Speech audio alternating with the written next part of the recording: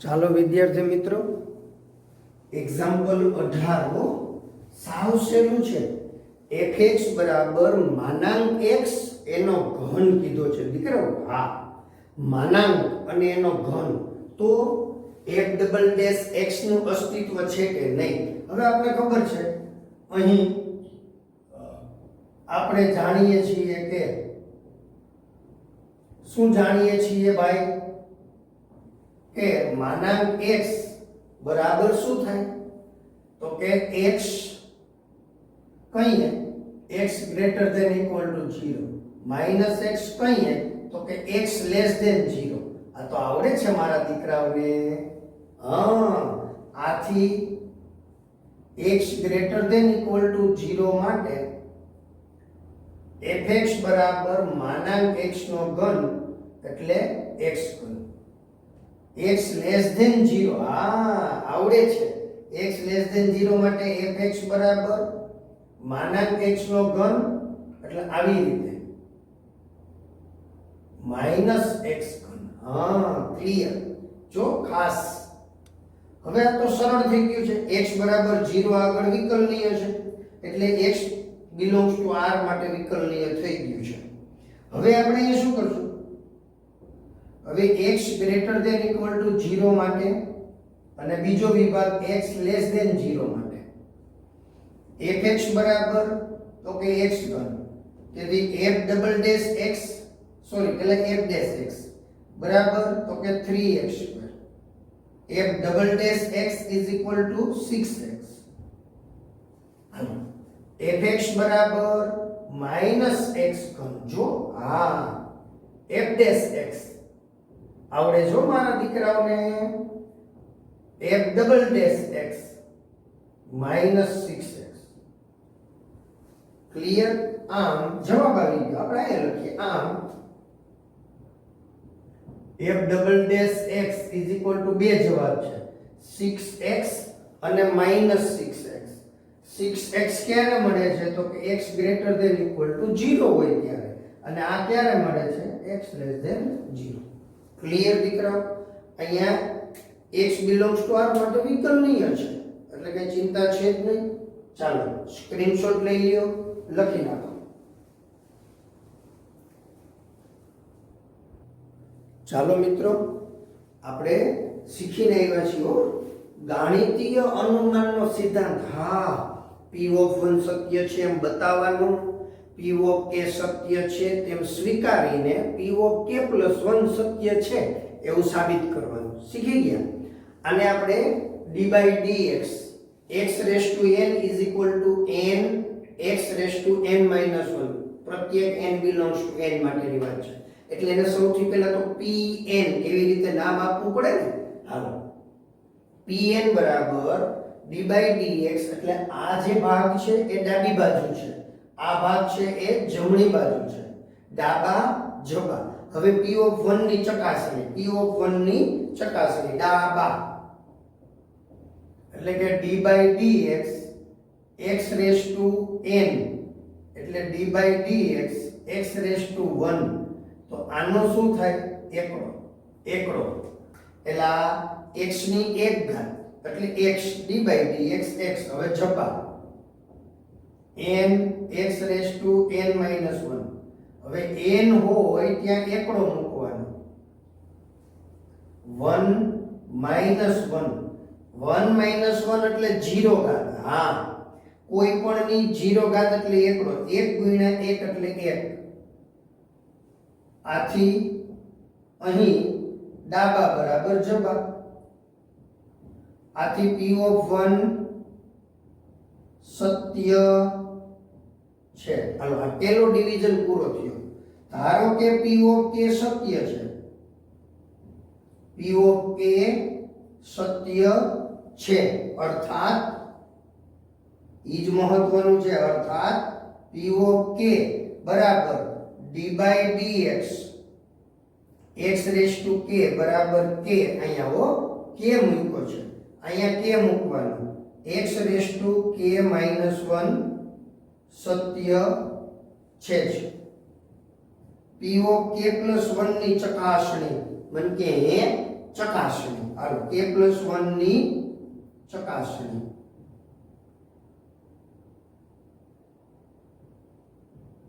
બાળક p of k+1 ની ચકાસણી એટલે p ઓફ k+1 એટલે d/dx x⁻k+1 બરાબર જ્યાં જ્યાં x છે n છે ત્યાં k+1 મૂકવાના.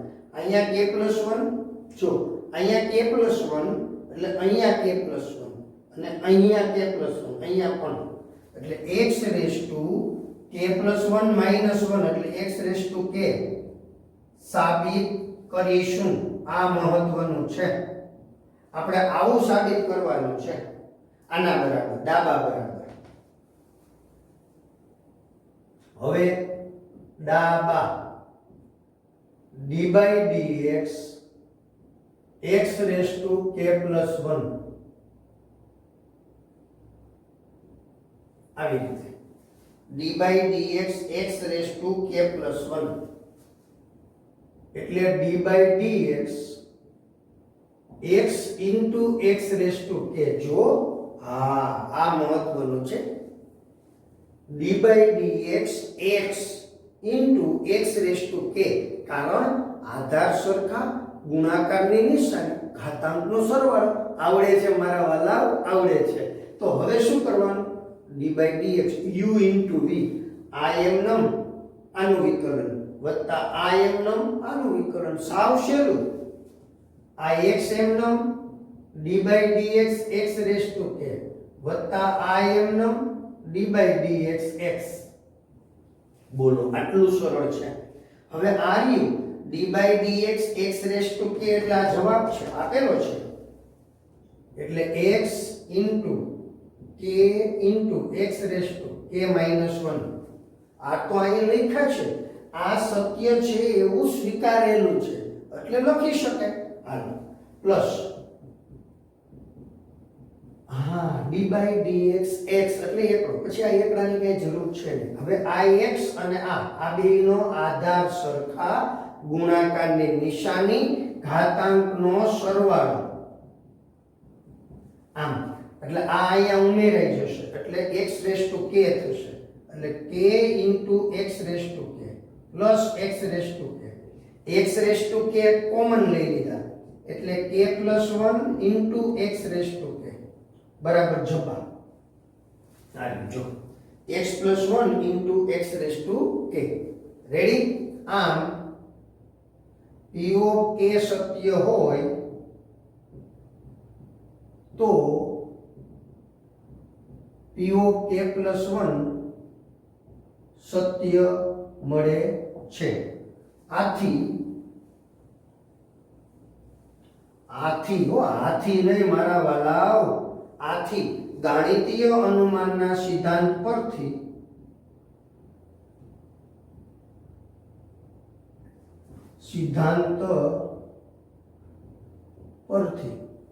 શું કહેશું?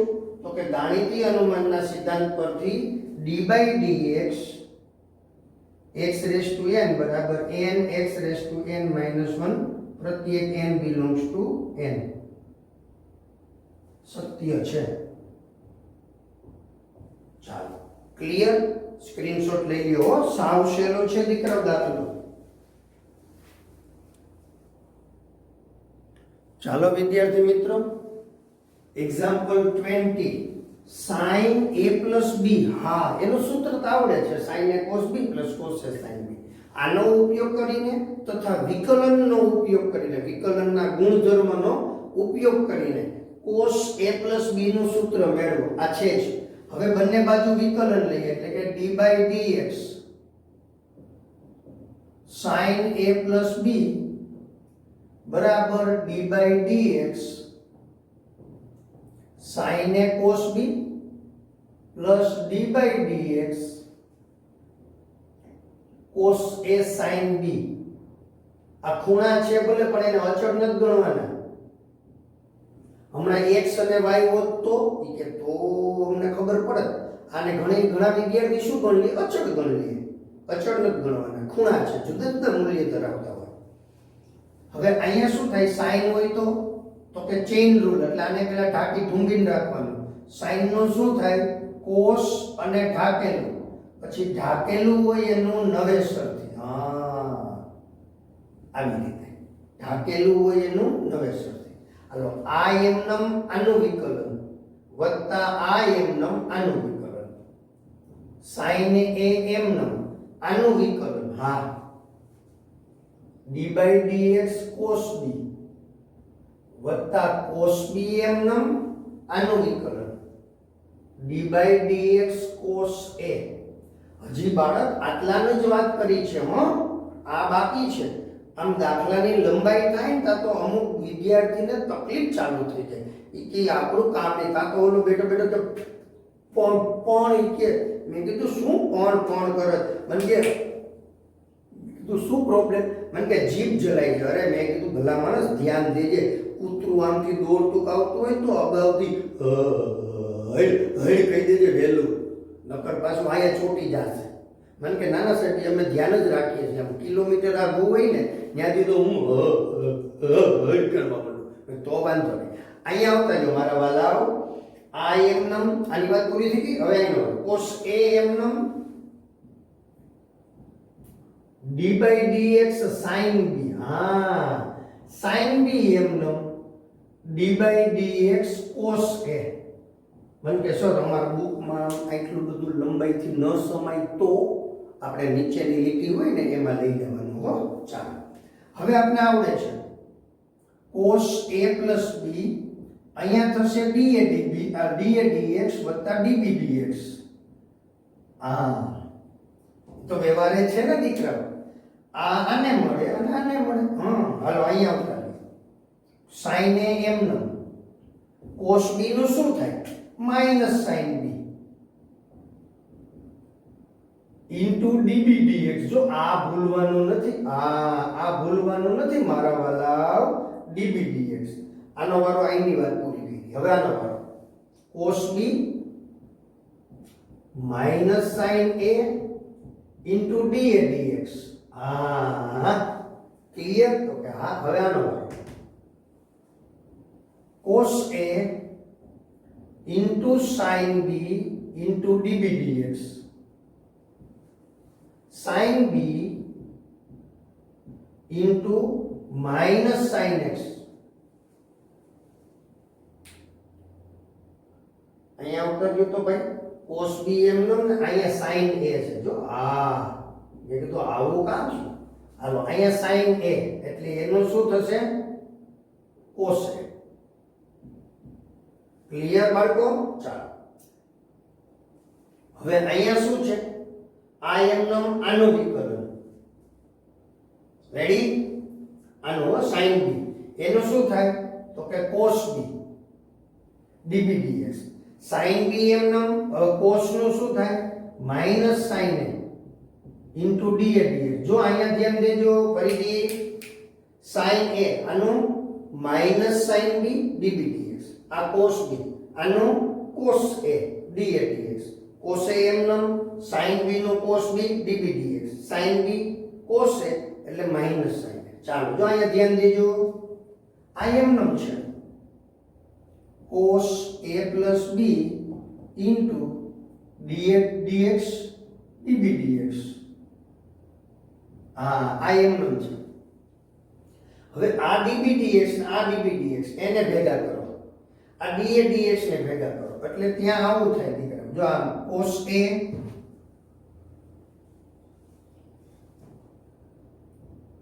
cos b minus sin a sin b અને કોણ? તો કે dA dx પ્લસ વળી પાછું એવી જ રીતે આ બેમાંથી cos a cos b minus sin a sin b into dB dx. હવે જવાબ સુધી પહોંચી ગયા. આ અને આ કૌંસ તો સરખો છે એટલે શું થયું?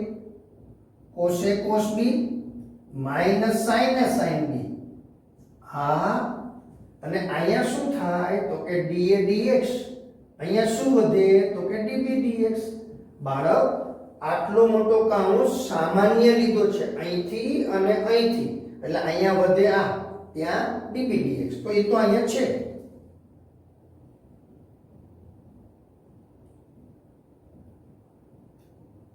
ડીએ ડીએક્સ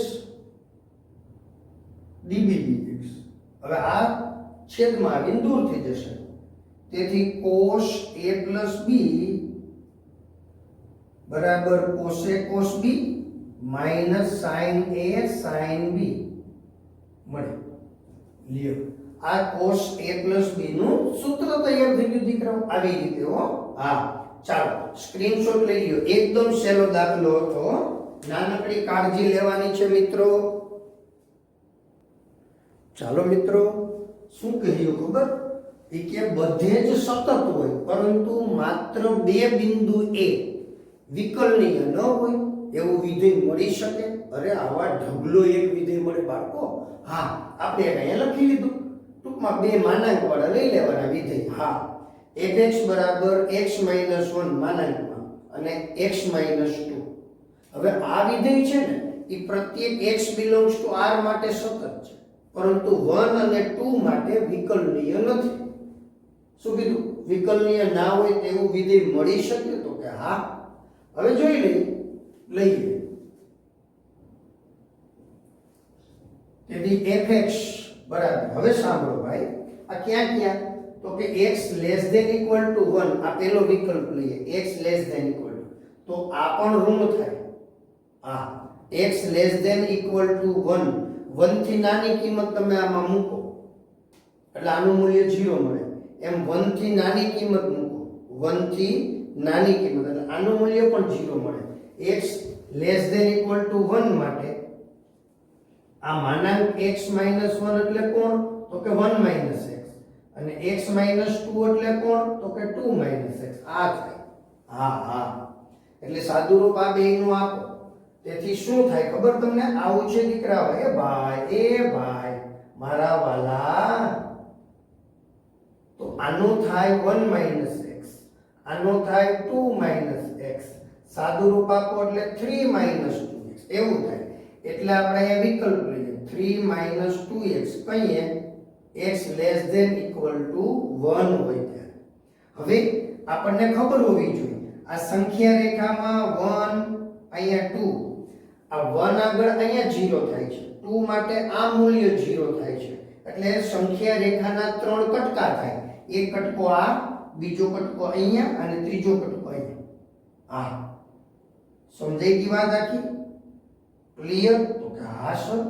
હાલો, હવે આપણે અહીંયા x લેસ ધેન 1 ની વાત કરી, કોઈ વાંધો નહીં, ઇક્વલ ટુ 1 રાખશો તોય ચિંતા નથી. હવે x 1 અને 2 ની વચ્ચે છે, 1 ને 2 ની વચ્ચે છે, ત્યારે આ મૂલ્ય 1 અને 2 ની વચ્ચે એટલે 1 થી મોટું એટલે આ ધન મળે અને આ ઋણ મળે. એટલે આ આવું થાય x - 1 અને ઓલું ઋણ મળે. હા, એટલે એ ઉડી જાય. જવાબ આવે 1. ક્યાં આવે? તો કે 1 less than x less than 2. આમાં ઇક્વલ ટુ 2 નથી લેવું. રેડી? ઇક્વલ ટુ 2 લીધું હોય તોય ચાલે. હવે આપણે x ગ્રેટર ધેન 2,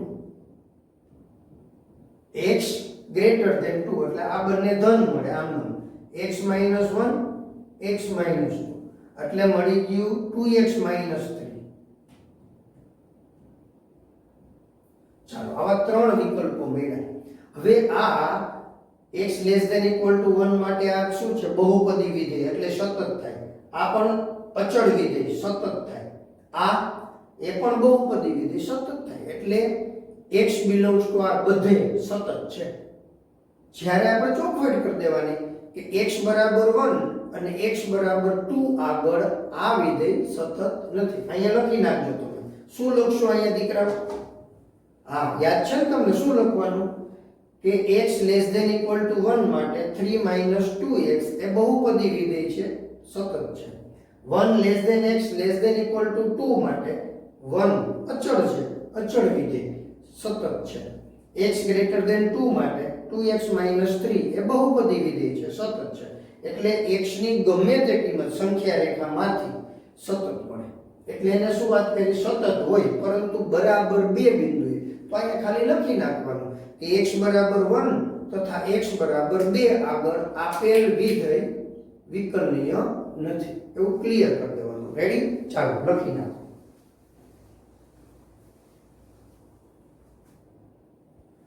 ચાલો વિદ્યાર્થી મિત્રો, એકદમ સરળ બાબત. y બરાબર આ એક નિશ્ચયક આપેલ છે દીકરાઓ, fx gx hx, એટલે અહીંયા x ના વિધેય છે. l m n અચળ છે, abc અચળ છે. ક્લિયર? તો કે હા સર. હવે આનું કીધું dy dx મેળવો, આવું થવું જોઈએ, સાબિત કરો. તો અહીંયા આપણે લઈએ હા વેલ્યુ પેલા છે ને દીકરાઓ, આપણે આ નિશ્ચયકનું વિસ્તરણ કરી નાખશું દીકરાઓ. fx gx hx l m n a b c, એટલે આની સાથે કોણ આવે? આ આવે, એટલે કે cm bn fx. હા, પછી આની સાથે કોણ આવે? cl અથવા lc ab gx. પછી આની સાથે કોણ આવે? lb am hx. બોલો આ y છે. હા, આ ખાલી વિસ્તરણ કર્યું તમારા માટે. આ ખબર પડી ગઈ કેવી રીતે આવે છે? બસ. તેથી બંને બાજુ વિકલન લેતા.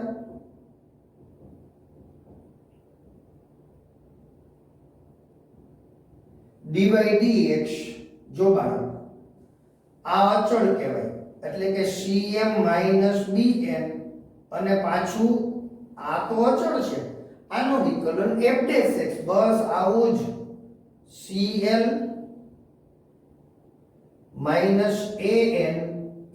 g'(x), lb am h'(x). Clear? તો કે હા. આ શું બતાવે છે દીકરાઓ? આ તો એ આ નિશ્ચયક જ છે. આ બધી કિંમતો એવી ને એવી રહી, ખાલી અહીંયા થઈ ગયું f', અહીંયા g' અને h', એટલે સીધે સીધું દીકરાઓ નિશ્ચયક જ છે. f'(x), g'(x), h'(x), l m n a b c. આ પૂરું થઈ ગયું. dy dx લ્યો. આટલું સરળ છે દીકરાઓ. જોયું તમે? જે સાબિત થાય છે. લ્યો, આપણને તેમ કે કોણ જાણે કેવું હશે, અઘરું નથી હો બાળકો. ચાલો સ્ક્રીનશોટ લઈ લ્યો, એટલે હવે એના પછીનો દાખલો જોઈએ આપણે. ચાલો વિદ્યાર્થી મિત્રો, જો આ દાખલામાં ધ્યાન દેજો દીકરાઓ, d² y dx² ગોતવાનું છે, એટલે દ્વિતીય વિકલન છે દીકરાઓ. આપણી પાસે અહીંયા e a cos inverse x. હા, બંને બાજુ log લઈએ, એટલે log y a cos inverse x log e આવું થઈ ગયું. આ આધાર તરીકે તો e હતા અને અહીંયા e આવ્યા, એટલે log e એટલે એકલો. આને પછી કઈ લખવાના થાય નહીં. તેથી log y a cos inverse x. હવે બંને બાજુ વિકલન લેતા. મને કે સર મને આવડે. મેં કીધું વાહ મારા વાલા, સારું જ કહેવાય ને દીકરા. વિકલન લ્યો, એટલે 1/y dy dx બરાબર a cos inverse એટલે -1/√1 - x². હા, તેથી dy dx અહીંથી આમ આવશે, એટલે -ay. હા, √1 - x². ક્લિયર? તો કે હા સર. હજી આપણે અહીંથી શું કરશું? આ √1 - x² અહીંયા લઈ આવશું. dy dx -ay. આવું થયું દીકરા. હવે મહત્વનું છે. શું મહત્વનું છે? તો કે ફરીથી વિકલન લેવાય. પણ ફરીથી વિકલન નહીં તો આ વર્ગમૂળની નિશાની થોડીક આપને નડશે, એટલે પેલા બંને બાજુ વર્ગ કરી લેવાય. બંને બાજુ વર્ગ. હા, બંને બાજુ વર્ગ લઈએ ને દીકરાઓ, તો અહીંયા થશે 1 - x² ઇન્ટુ ડીવાય ડીએક્સ નો સ્ક્વેર, આમ ડીવાય ડીએક્સ નો સ્ક્વેર બરાબર a square y square. Clear? હવે બીજી વખત એટલે કે ફરીથી વિકલન લેતા બહુ ધ્યાન દઈને ચાલવાનું છે દીકરાઓ.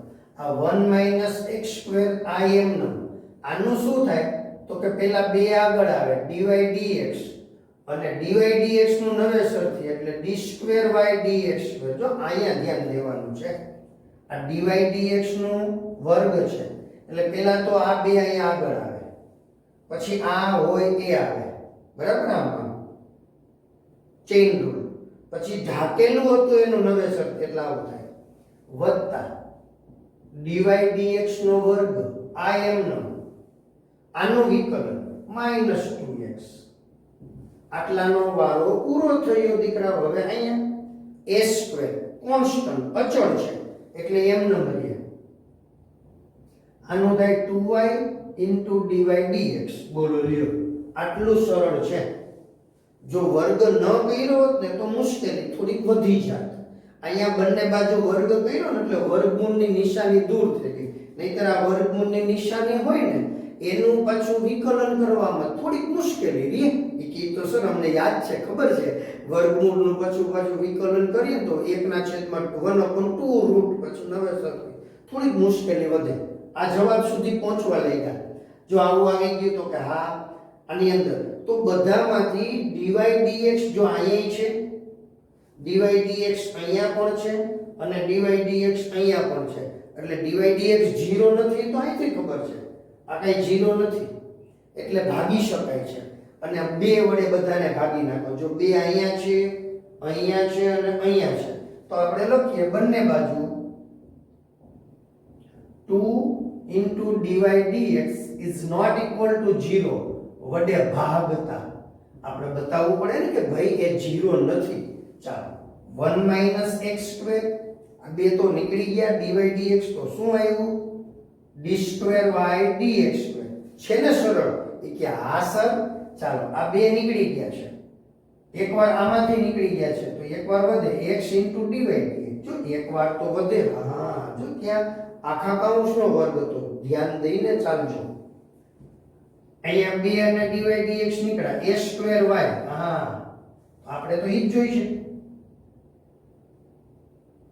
d square y dx square x * dy dx minus a square y is equal to 0 જે સાબિત થાય છે. બોલો કેટલો સરળ દાખલો છે.